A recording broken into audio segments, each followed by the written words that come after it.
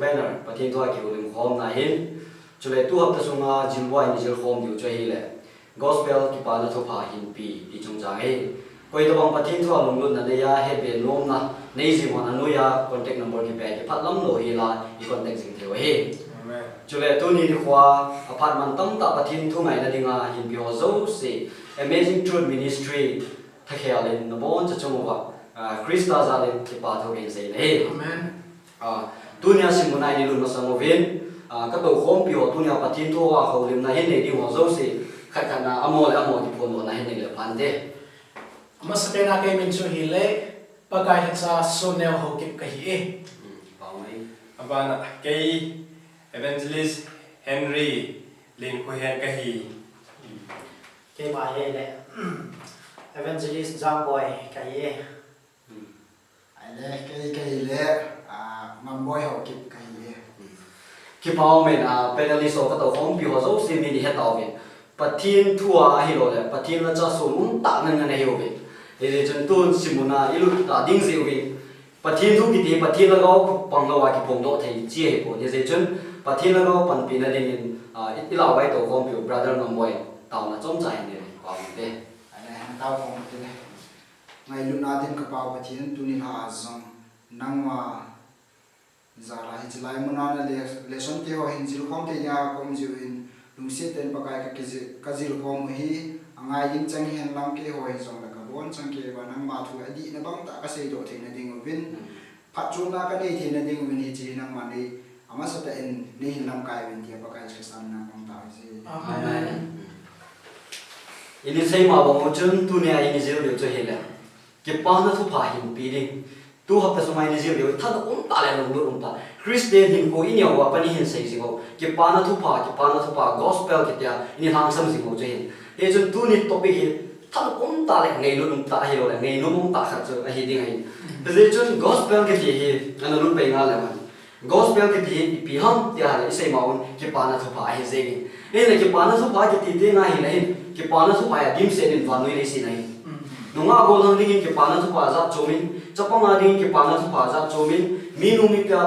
mi pa tia ding ki pa na thu pa ti ki pa na thu pa chitam ta se te ai la tu ne i bible i pa thin po ai dei sa wa ki pa na thu pa ti a chong nam ta i chung cha nam tia ha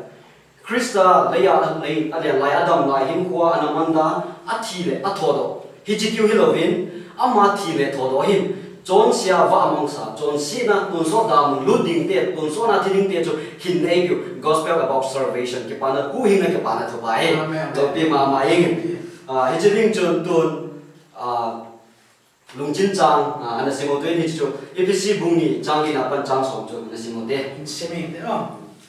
FC bungni changge apa changsom lungsik mana ta sanbanga hu hinga na hidawe hijuno akon hi boy pathin thil pi zo hi bove koi macha ki sun thailo na dinga hiju thil bor wa nga hilo a he aze chu ei ho ama hu su hi we chele I chon phat na ding wa masanga pa na pathinin a good sa chi chon phat na dinga chu Krista Jesua kisima hi we amen amen ki ba ma mai hi chi bible chang hi ga me to jing lai yin chun e pi ham tel pathin hi ho hi hu hing ta san Krista me lut wa nga chu hu hing chang ding yu ve ki na satan to like Christian hi chi 100% a standpoint ho choi in le chi sei za I sei jing lai o hin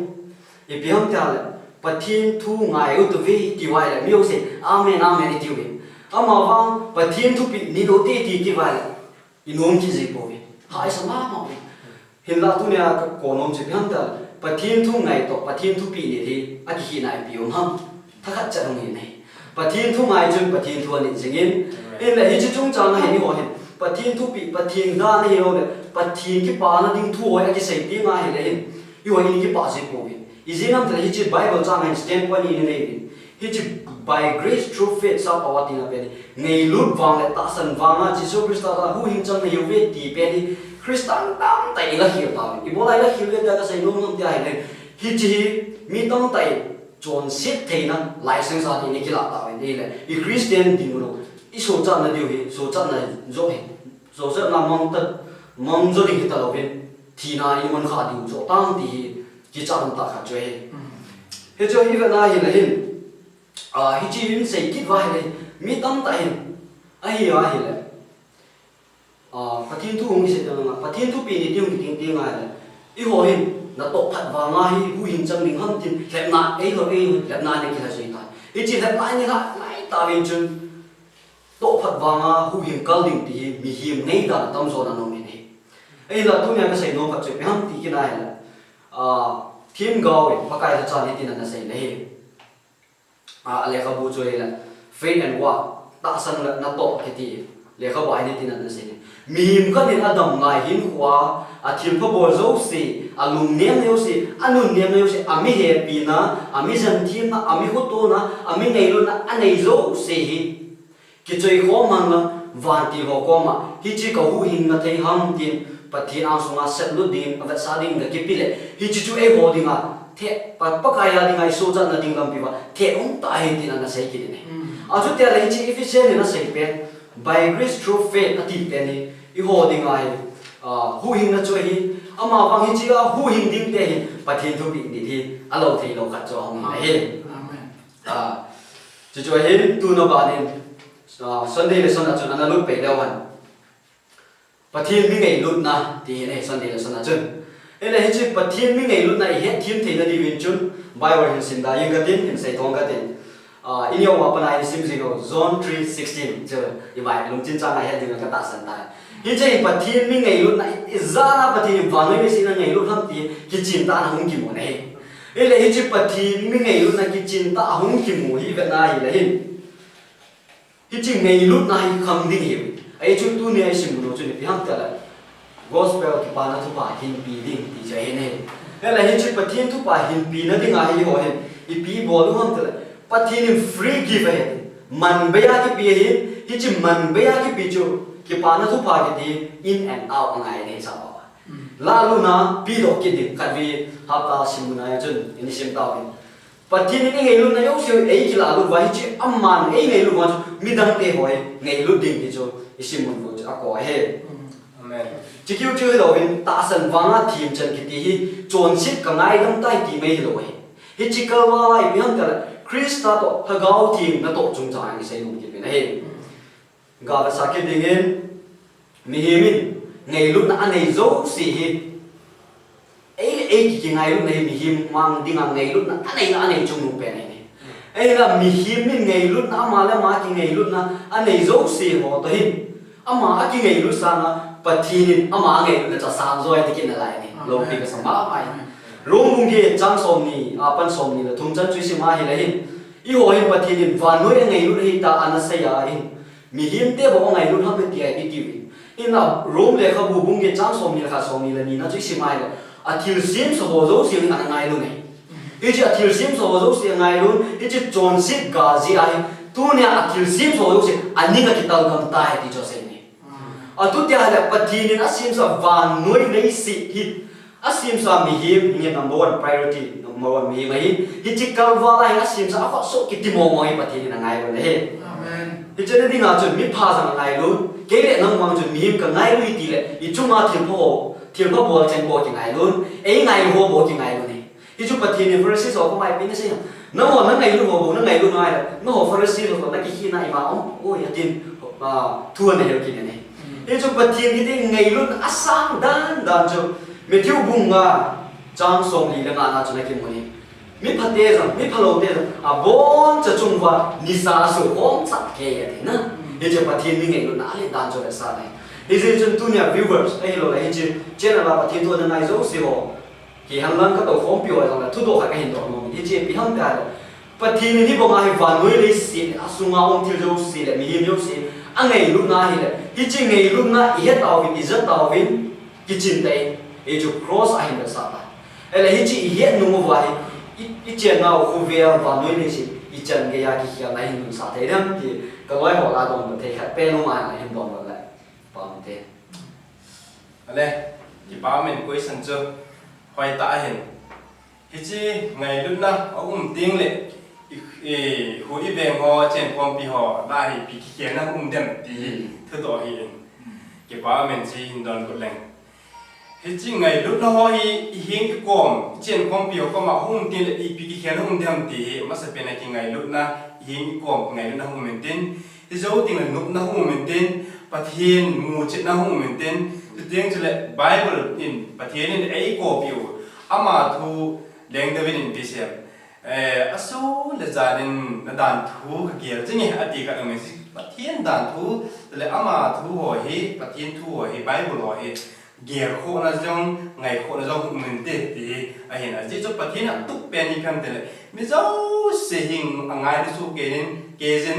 ban kam hung so ke ni pathin a thil gon cha hin mi khana khana ki da ka ding ni pathin a thar point is ngai lu chung pen chung nu pen che Amen. Ngày lúc chụp bát thiên này thì version này. Hi chụp ngày lúc chụp bát thiên này à thì ngày lúc na na chụp bát thiên na mình. Hi chụp bát thiên na cái dia chụp ki na na pon tin, ki thân thiên na pon tin, ki en si na pon tin. Hi chụp bát thiên ngày lúc na cái hết chiến tay kia, i vela ki chom na, ai à cô là hung cô đồ lại sao chụp, i khổ phải rồi ngay. Ya chụp bát thiên na cái dia chụp lùng muôn cái bạc trồng thì hỏi ốc gì cho ông mình đi chơi ngày lúc đấy tụi nhà xin muốn chơi nên lắm tụi anh bạn nào mang đi là xong cho nó chào bạn tao đấy. So be John Zamblin akonin introduction le Sunday ni simun so pathin ngei lu na zidan lo pi tan ni ngai ta ve athu pi ma zinge tu a ke simun so le Monday ni khum a in khutu na le lum hai na akidin compassion and repentance ye English style la chu gen thi thu jing mi nei a mi hilung jing mi nei a chule na chunga thilum ho he si nei lang nei ta da na hung hunga gel jing mi nei a pathin nei tam no hol jing mi ni hai le tu ni ke simuni na na di mo he amen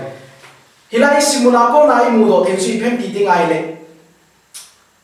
simuna in sei nong pen ta su ilei si hi a hamang sa a ke sa chule chon sit na dim sa hi dia phun no dom mas le mong sa pe nai chule pathin lim le me la si bi hi bang wa hi e ho jong hi chi lei si a si sa su mai sa hi ve di hi a phot chi no he so ki ting le pe mi mu do ki theu chu i di ge ting ai le i lei si chen nau i kim ve wa git lo na hin sim do elo le git lo na zo si sit na zo si hi i sung wa chon sit na pen to hi ki bong kit ma mai de ma sei no ki he ti zu tu ni sim na ko na hi i mu do te git di chule tu nya hi i sung wa chon sin le i kim ve ba git lo no ho chu a ki bong hi a chon sin a hi da ai le tu nya hi na sat na gen the na lung zin na ti za no hi i tu te ni ding wa lo mo hi ti ba chu sabak school lesson on min pha ki chu amen ama mang tu nei gen thi pong nge gen thi nei mim le mi thi lo na ki ti mo mo ka le lu na ki ti mo mo hep mo mo nge hep mo mo pong nge na ti ai le tu ni simun pon ha ka se je pyam ti dengan robot hi ngai ve ti na e ma ko ma cha su la robot ki po e ya chu hi cho ki tu de ding ma lo mo hi ti khat pa chu ki chi sa na tu nya hi pathin ngei lu na i ngei na ko na i mu do khat chu ene tuin kino chali ku sang ka dong no mi penali so ko ma ka sei dong zo ai don do thang ni don melang so le viewers a ding zong na i kiem vel wa na lungdon na hon asu niam theiding lungchan ki ti ipt ni theidung ha ti ka do no me na Cuối tuần hồi tại hiện cái bom này thì cho lối để họ hiện sao là ví dụ cái tin, không ai xây nông sản sau đuôi, nghe cái ba me rằng là cái hiện là ví dụ cái tin, kiếm việc vào là sắp nó hỏi, lung trong ngồi ý biết ấy số là thấy điều hầm thì cho cuối tuần ấy số niệm thấy điều hầm thì bao giờ na, ý là hiện chưa đi ngại hiện, mà sắp về là xin một ngày đi chơi mong về chứ, Christa ngày lúc này kiếm cái focus nó mình này, hiện chỉ Christa ngày lúc na ai dùng khăn và Christa khana yung khăn để tiếng vào hay là Christa dễ rằng hiện chỉ lấy xe nát nát sát nào ho alung sa mà su na su niệm mà hiện chỉ alung trong mà cô na to rồi hiện chỉ chuyện vậy cái này là hiện chỉ tập bằng su niệm thấy đình lung trong này là đi ngã cho lung trong su niệm dấu thấy là đi ngã cho Christa ngày lúc nào khăn ngày thì trong năm ta cái đó amen cái ba lệ xe mà thì lô pin là chẳng hẳn lắm evangelist John nên anh đồn một đa số cái ba mà gì mà sẽ về là số Christa ngày lúc này cái bài này mà sẽ ngày thì nè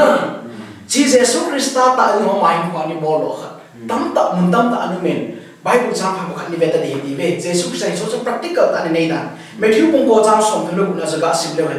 mi họ chú a ching bei kia ngui hon cha banga again thi zuwa a che chao je chu jesun amune alung sik le jing ni na chikin ne thiu som ni chang som ni na se kin a chu chuna man vau ko ma hu bo do le mi pi ta ta mon amo cho alung sin adam lo cha bo la me adikin na ne na ama le lupung som ko chang som ni ka som ni na chi ti se kin chun ahum nai ya hu pi chung mu pha ni aka chamin o he nang ma ta in tu ni hin lungmu na thu hi ki he ta ve la chun tun la ne he lo da ding a ki im ta ade na krista in khutun le english a compassion ti pa na practical ta mai wa le dan mai tu ne ki mu chi ni ya chu ku shi do on bi ben chu I kim ver wa thu gam theina ha san na na I mo hin I chen ya I lung thimu su nem zo theina ding a lung chang pi ti ne dam ti pa chu na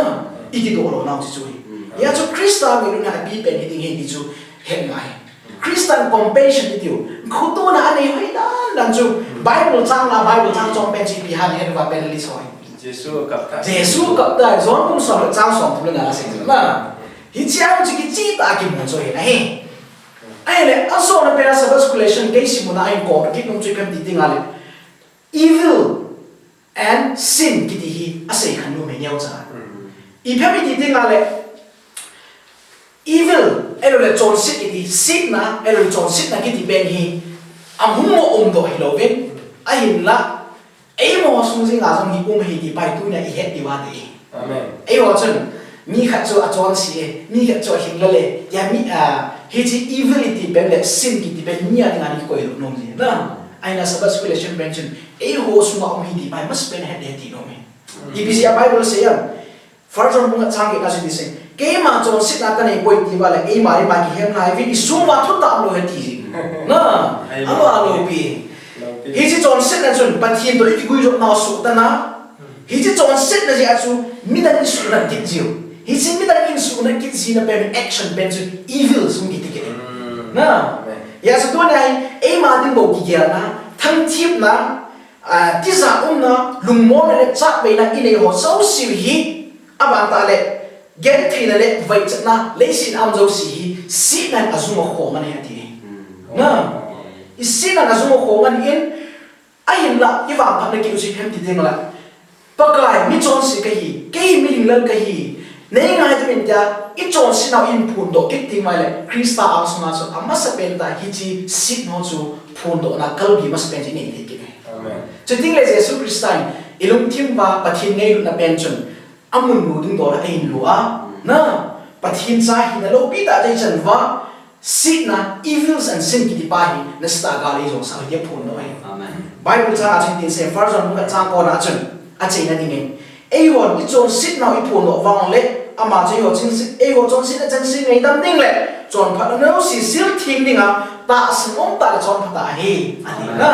ya sa tu nai pathin hi ei ngai dam jing ding khutu le nei jing mi hi min Egel pakal wala Krista ai het thim pi tol ai ngai dam jing theining tu in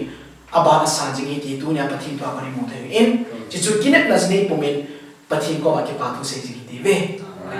pan dom thi tinga kom jin pathin ka tam pen amen loi pa evangelist sonel in an sei chain ban kan job ting ke ya hi Tuesday ni a in chule aban ka topic chi pi hamin dia le lung sin na le na to na grace and doing good work teacher ye chun ihlai ga banai le Bible sunga mitang ta in the most quoted words alo le use na min aha sa pen che bi ham tia le oi mo anum lu na ding mi oi mo hi teacher hin na aba na se ka kina le Martin Luther la dinga aman a favorite verse bi ham a favorite le aman ani dei pen che bi ham le lung kham hi a teacher hin na ji chun he Israel he Simon he khoi ma ka sen a ji su John bung thum chang som lu ka simai le ti a ko do om chet chen an sim me hai ka sama ba jin chu kha bin sim do in ka tin na kha ong le tin a sin a ji chu pathi ni bang ha ban noi ai ngai du a hin a tin na isu pi ba san te le ama hi thil pi le pen pi le bi ha beton dinga be ho beton ding pen cho le za tam pen ti ba san na thì xin bạn chỉ gặp được cái này này mai thiêu bón liền bên thiêu pha liền bên pi cho lệ cô na lên bên cái cô cho lệ thì hàm thiêu khoai bên pi hiện trong lệ các bạn chỉ gặp được cái này này hú hình là lên bên biểu các dòng cho tìm một thế nữa mình giờ chưa cái bạn sang bên biểu thì chưa bạn chỉ gặp sản xuất cái này là quay hi dòng lệ ama ta sản chân chứ mắng thả là ba tuần cho hình kim lô na anh ấy thì là tình hình ở trong trang khách hình bị thì cố tụi này thì rồi hình na bạn chỉ là thu độ khách cái này nó mình rồi bạn chỉ mà sang bên ít biết tiếng na Bible ít biết tiếng mình hiếm thế hi không cái sim hi vọng ít biết tiếng cái sim đó nói hi vọng thì bài thu độ cái này nó mình bên này sao có lối họ con anh đoàn thế mà này phát quất cả hông cái đấy quay tầm ông đoàn thế điều ít biết tiếng cái sim hi vọng na là purpose chỉ cần trong gia đình là anh sản cái tiền này đòn trong mang ta sẽ thì định chun sim tiền bù năng cái này là phát hiện nên hiếm tiền sim thì mà mình đâu biết được amen thì chú ý ai thì lệ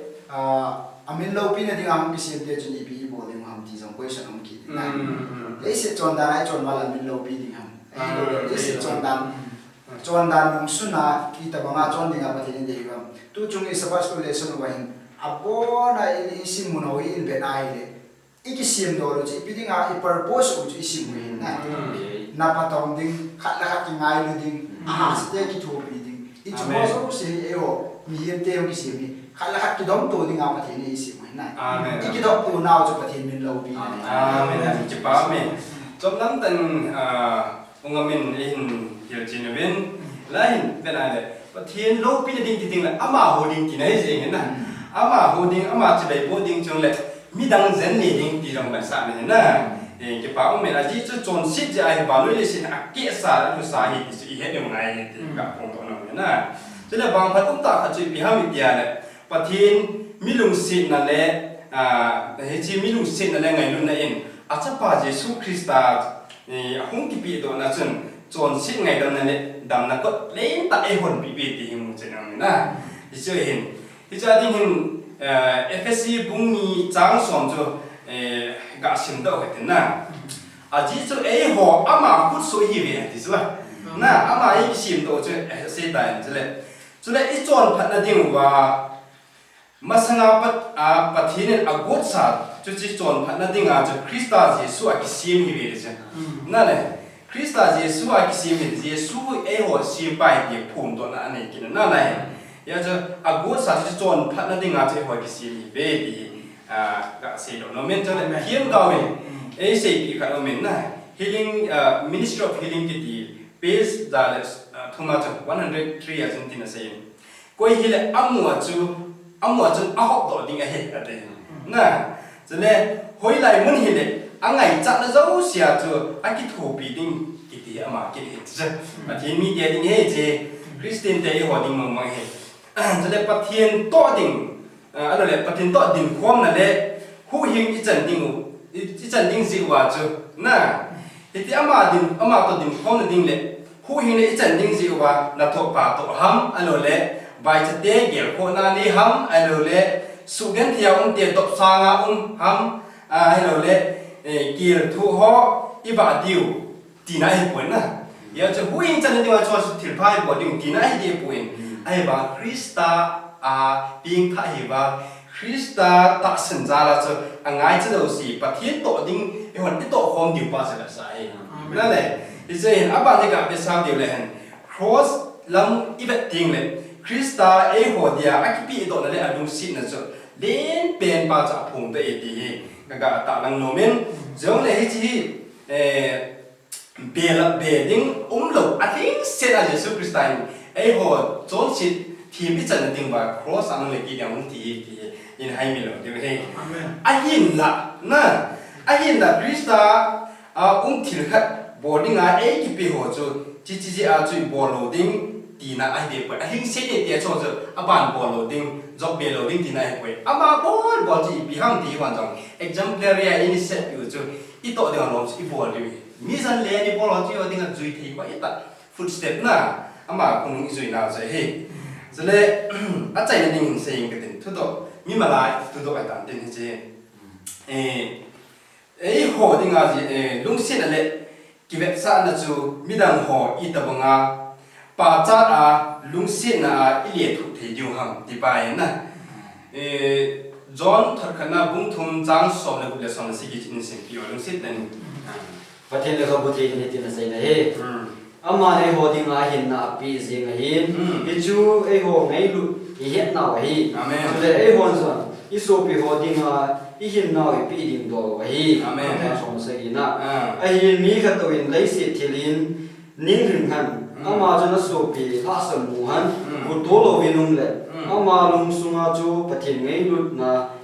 iti ding ham amen và thiết lâu pin là chẳng cái đình nó sẽ tên ai hồ pin mà gì này chứ 아직 수라이 베라이네 아마 에고딩아 아이나 아피징 히츠 크리스탄의 이절이라 이비비티 빠져 인정 심도 따윈나 전에 이소비우 에원정 이소비호 딩아 이힌나 비딩도 해서 이나 비딩도 저 이마킹아 뭔가 미행 공가 이렇게 빠져나 이소비디를 전 이미임 전 고비 아이징 땅좀 시즌 띠세기는 가베기는 니카도 레시틸 닝링생 한랑 아마 전 아소비 하삼무 한랑 khoto lo bin tale na khoto lo bin tale ama lung sunga chu pathian ngai lo na iti ding ham adi yeng ya se lung sit ngai lo kiti pathian ei pi ta pangai ni thing sen en jong yeng ni kom impart na khop to kiting to pha to ding a chong a chi ki na imu to zo nga jong ipt ga ko mu bi ipt ngai lu ta chon hagaw ba adam mo na sa su dam thang ti je Pati mi te ikin uji Kristus bonding ai ingan si pa su je. Chan chu ki ma pha len tin apa na roi pa jang koi pha. Ki pa men ban ni chan haban ban chain moi ti wa kunin Sunday, Monday, Tuesday chan him lung tawin tu hen ke man kan la nge le.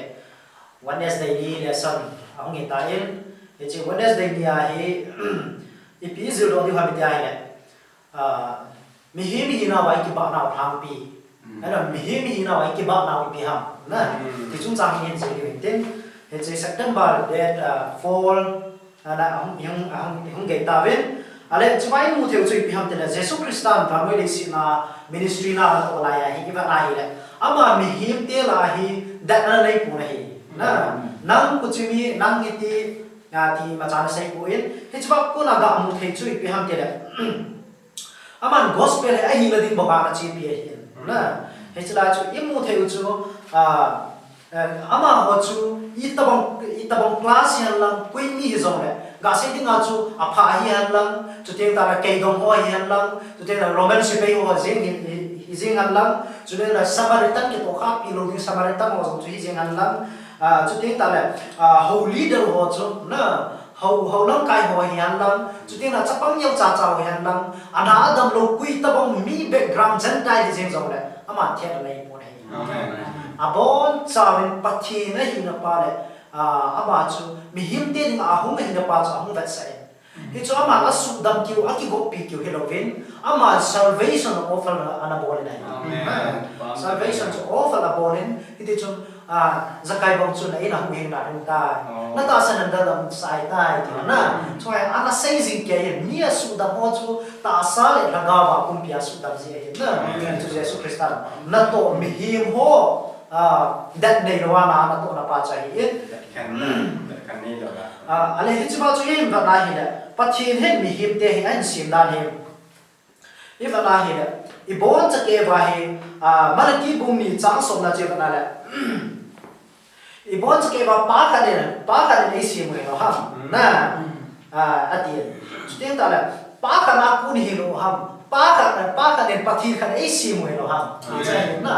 ya chu mi him zo se hi pathi na adan le i fan si ma hi cha ku na chu chi ha hong mai bo ve a chum ku na da ko na ya chu pathi na ku chi hi ve pa ka na ku chi hi ve hi ya chu bo cha ve dat nei ding hi bo na dat kan ding ma cham poi ale x bung khat cha x bung som la sagi cha som ni la na chu ba nai la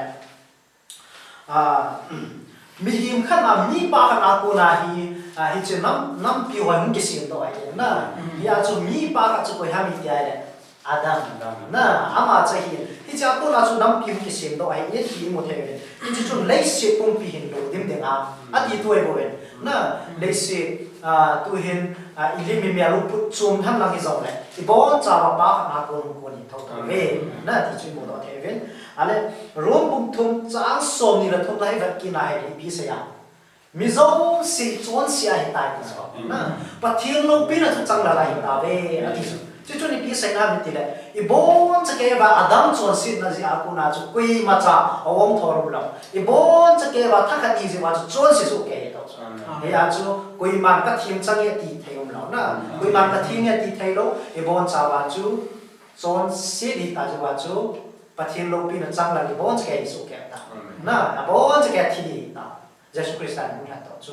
mi zo siang ha to ke na he chu pa thi a sim pa khana ku na hung do na pau cha na sa oh, ana ba na chun Galatia bung thum chang som ni le che bana le Jews me Gentile me chu tieng ta le so cham le anu mai pasal a bon cha pui ma cha chu am ta pui I bon cha chu nga hi Christa Jesus a kha ni Amen. Amen. Hi chu I bon cha ke vai Jesus Christa kha ni so jong chom lo chu tieng ta le so dòng chém lên dòng chôm lô, chắp băng dòng chôm lô, nụ mây dòng chôm lô, này thì bà chú mi dâu xì cái bằng chế hi về thì bà chú không thể về nè, anh ấy biết cho bà hiểu thiếu tâm ta hi New Testament là hi vật này hi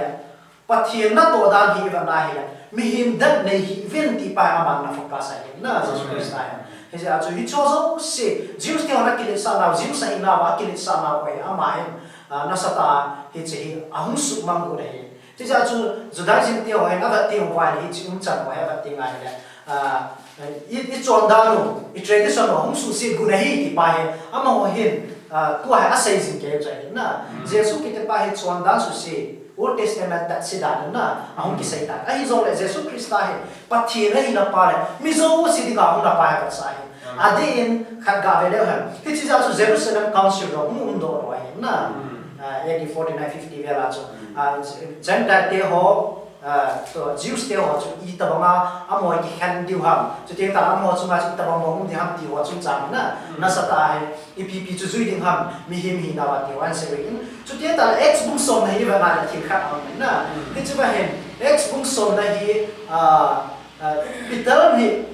mang sun kim nên hầm cái là hình ama hin vision này ana hi chia vision na chun sab sát thiên lo vi bom na bom thu mai na ning thu mai na hong ki khai hai ana hi chong ki khai na chu sanam kim na khai hai na ana pachi ne hi chu ka su thing ta hi chu sanam kim chu ati na ana hi chu mi tam ten tu lai pastor hon ai long ka le hil dam za chong chong tai mi tam ta ham pin hi chi pachi ne sa dang kim ho chu asu thingai ta in Old Testament Leviticus bung som la na ki sai sa thing lo ne ro ding ki jo zo sia pathina asu thingai ta in Peter ko ma asu thingai ta ki na ding chi wa bung som cha som la ga na le chuin ani ve na in o ka azaki ne pathina asu thing sa chu nang ma abu ti hin ti hi ahong ki sai na pathina asu thing sa chu nang abu ti hin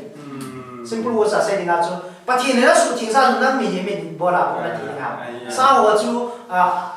pi zong le pi sa zong le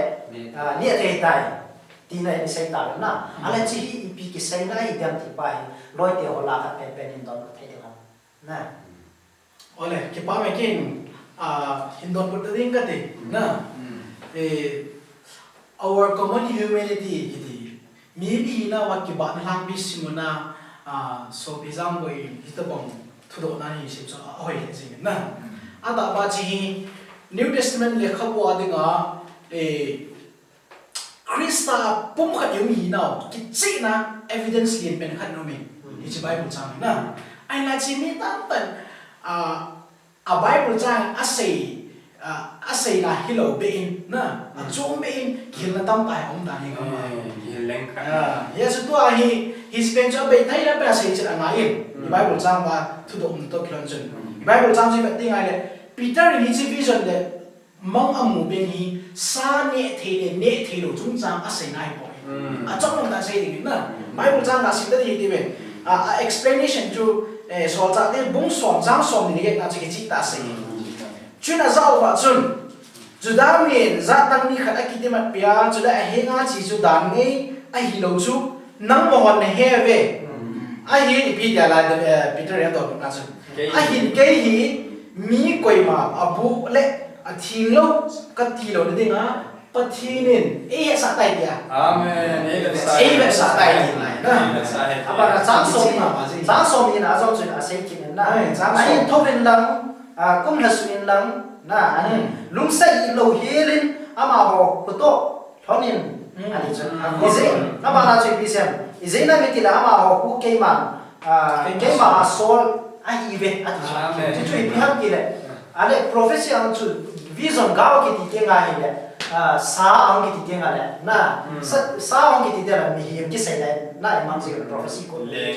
ya chu sa ki ti teng le sa ta ki sei le kun chi bai vision ai ya chu sa ki ti hin mi him ti na hin na ya chu sa thing lo ki ti na sa nam ki ti le nei si na mi him ho zen tai ho ki sei le na ya chu zen tai ho chu a bo ti na lo a ti na ta lo ding ha chu a sei a ji chu ma chu Jews extremely na his own le chimi ya ku na chu Peter jo ai thi ma ka gao thi jo ba sei chi na ya chu kui ma cha hi a chom lo I bon cha ba Greek Gentile Jew sem na kui his own mi zo se thaka nei ti pa zo I phot che ko na pa thi lo hi ko chu ki ba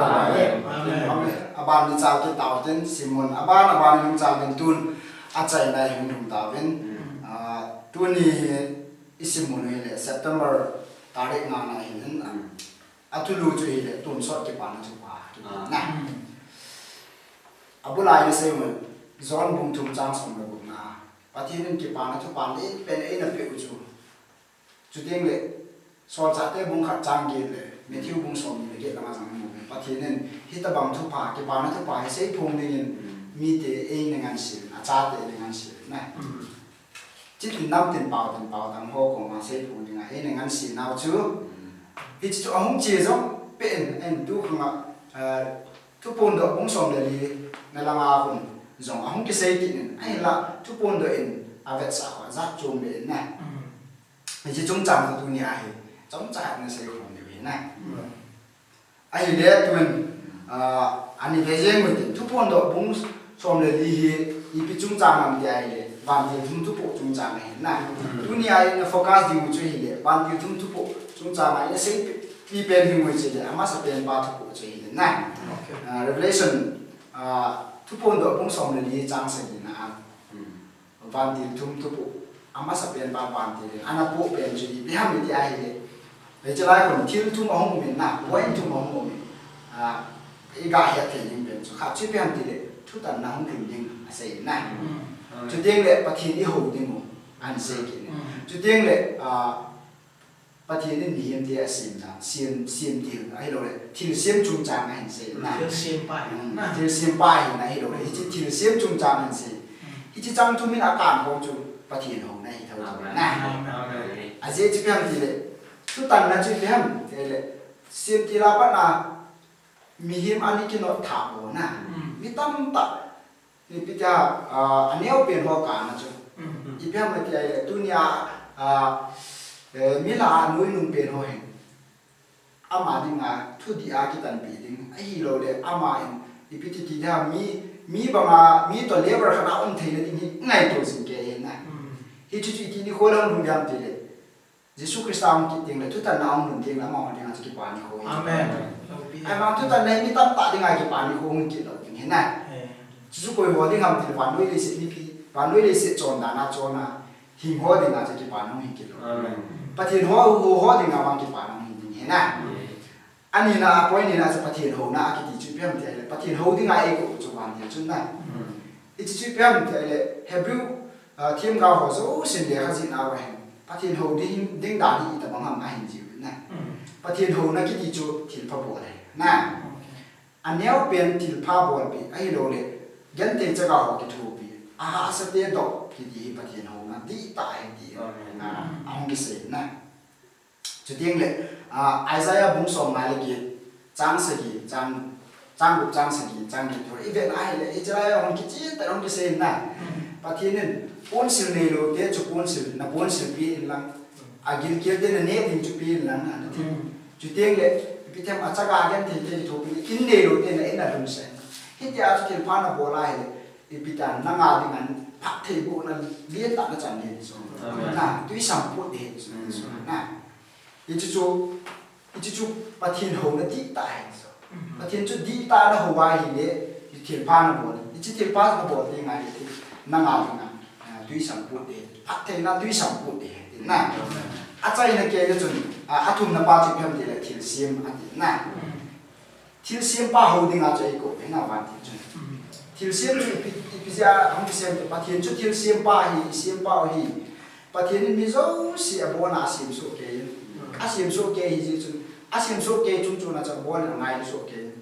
angai lu so ke chung chu na chun a value na a chon si a chon pa a hau sa yan ti a pon chang ke pathin a ding ama aman ta na ke pa so ke na a chung nung zo pui it's a chu ti ya le tu ai ga be ding kol ho ai lo le is i hon kol ho i noi si ti bi na a society ni man ti kung la kol ho ai lo le sam ho mai me ho va le yo jong hi ama wa ton pathin ni pe na value kha thi da na iman lu dang ki bang cha da hi ya chu ni o se man lu da ki bang cha da hi ya chu koi ma cha ki no ta te hi boi sa pathin na tu lai ni ga be na society sum hai lang i nam sum hai lang hi lo le ho bung sum hai lang in sum lang hoi lai mun jong le khu sum khat hi jong le khu cha ga ho ni ding ni a ho sai mi tam ta hom na a hi lo le a cha ga pa in king pa chan ding chan bo ding jong so ama na bo the ja in king pa cha bo the lo le khai lo hi ja ama chan bo ding jong so ai ding ama ni nga ki hin lu na chang mi tam ta hi ta ba ngai a bo the lo a cha ga gan theo chan bo ding mi gen the ho ni ding ni a hau sa mi tam ta jong ki la hi chi chu pathin ngai lu na ai lo le pathin ho ki ta hi thi ki na chu ko shi pathin ti isim do lo hi le mi zo si ki ma cha na si mu hi ja hi ja chu khat chu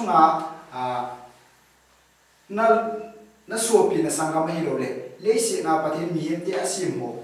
an a bol thei lo ho ama ho chu chu ipiti ti da nangin advantage na la lo din advantage la na ne ya hi cha chu sumu na ne lo din na ma phat chum na ne lo din ai hi chu pathin ne de so na ji revelation tu pon do ai ko now chu phem ni ti ai le a zo ai le se ga bul na ngai se wa chun pathin gospel ki pa na thu pa sei pong din chit nam tin pau ta se ye pong ai la tu pon do ai ko now chu hi le phem ta chit nam tin pau tang ho chu thil pa bol ni ni ko na amo thu dia tan pi na hi chu ise nom tu pi be mi van ni se hi ta ba ma he mi tam ta revelation bung song le di chang ge le ta pa na som ni lang cham chu ga ki na la tu tan ho ki bu in chu ting le pathin mi tam ta chon si ong lai he si na tam ta ong lai le si chu mai si na la jong ni mi pha tam ta ni na hi chu ho en pathin na sa ta to ki jong chu ga na trong cha na ga hi ga zil theu hi chala ya revelation ji Thursday lesson ai izil theu hi theu chi phem ti ai pathin ho na di ta chu thil pa bo ai na ni sim jing bang wa chu pathin ho na di ta pa chu ni thil pa bo la cha ga gan theu ki thu pi na pa mi zo si pathin mit mu pi hai iman lu ta ki bang cha hi ki he na na ji chu ki he gi wa pathin na ding a thil pa bo na ai sim pa pathin ni kha ai hi bon chang wa cha ti ti ge lo jing ge ni pathin ni ai sa pe ni ti chu izil do no mai na chu chung chon na chun a chai na ding koi sang ka ga sai no ka ga do no chi do na hi le yam cha ga gan thi ho ik thu pi jing la ya hi na ama ho ding a ki pa na thu pa ai lo le hi chi warning ti dam gi sa na zong ong ni ki pa na thu pa to gi sa na pa hi chi ban ti thum tu pu ho sang ho hi yong i ti se bi ti ma na amo ai ki thu pi lai jong wa hi koi sang ka na koi sang mai ta na chu chun aji chu tu khanga hi ti ba na hi le last day Christian he ta na ane chi 300 message te ba tu thum ta pu he phang nu nga Christian ho na thu pu ding ai bo le ba ti thum ta ang le nge bo na he chi chai tu lai message se pau ai in he chi achu chi tu khang lu nga hi pathin hi a hi na pa ta gospel ai pa ta ki sei pa hi na chi pa hi minim lung hola na i to na wa song exona thili bol na mi ki thu pi na ho wa to ke na hi pathin gin je he dio number 1 na pathin lo pi na pi je he dio cho tiếng ta là pathin chui ti ho ding ham na pathin cho ho ding da na ho sa kya ho na ding a sai pi ki na pathin tu tan na pha na yum dan pa sai pi ding Laodicea ki chu tu last church na the seventh church ti chu tu tan na na mi ta na ti chu ong chu het so ngai chu tiếng ta là a ba ra chu pi ham ti le a ma ho la pathin thu hil to ki na chu Babylon là chim tai hil na di lo confusion doctrine chu a chim tai ti to na a thum na message chu pi ham ti ale sahim number ki la lo ding na sahim miarchi na ka ti lai sahim miarchi na pa ki la lo ding ti wa chu hil thi mo ngai ti chu na tu responsibility le na ka hi ti pa ka sai do no he ki pa me ki na ya san ka be na me na Bible li hoi tai ti ngai le warning message ki bon ho le ti bon na zo si ai ti warning message ki pi na zo si ai ki pan tu pan chi hom ki ma mai hi ji ki pan tu pa so pem ti le tu ai sabbath school lesson in va tu chu ma simun in zilu ministering to those in need ki he mil khalowe warning message mun lo se na example avat sa ting chen Jesus Christ Matthew bung som nilina sign and symbol pan nga thing ni se na la achu na warning posal nangan ero le hong ding ti za ung thil dam da se ana chita bang i gal ban jing lai ba ang chu Jesus Christ na se chi kam ban cho ma chu bung som ni nga la sim kya Jesus Christ i chi hola ni pe nei mo na chu ke ma ni mo na na ka kilin an ye ding nei pi povit nei pi vit na nei pi povit nei pi vit ti za se tam ta na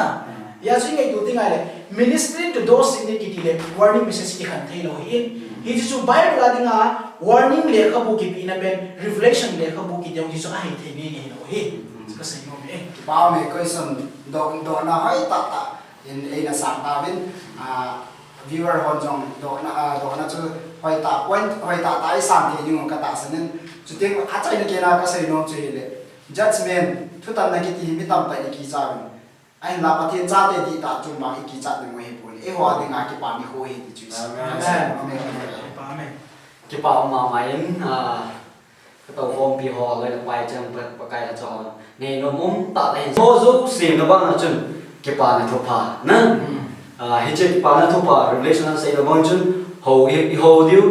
thu tần nào không đi cái hết thu tần là cái gì cho hầu đi ngang result out ni exam đi bỏ lại result out đi cả cái nào lại cái gì chạy mà cái chạy mà ai sai buồn không out rồi nhưng cho cái nào lại này ya cho hết họ dấu xây cho hòn tu nhà cái pa này thua pa hin bị đinh đàn step khác này cái đầu hin để cho ngày nó mong thấy gì tàu không biểu cho anh cái pa thu cái gì tu nhà viewer họ hết chứ subscribe này họ là subscribe tới cho cái tiếng này hết chứ không kịp bạn dòng dính thì ngày để cho bà thiên thông này dính anh này kịp vô được cho cái là cái hợp tác như này điều chuyện ham tiền là xin muốn sống là khả năng không điều này ta là cái hợp tác là cho hết cho cái ham tiền là hin không đỉnh cái nét này này để cho cái họ sống xin tu là Christian tu xin không đỉnh cái nét nào cho na gì nhiều để cho lại không muốn đi họ anh xin một tí anh này đi này kịp vô được anh này đâu họ rằng do cái bạn này sẽ mà nuôi ăn con tay kia về lên con tiền để không muốn cái là theo ấy nó bốn cho bà thiên nó thấy nó vô gì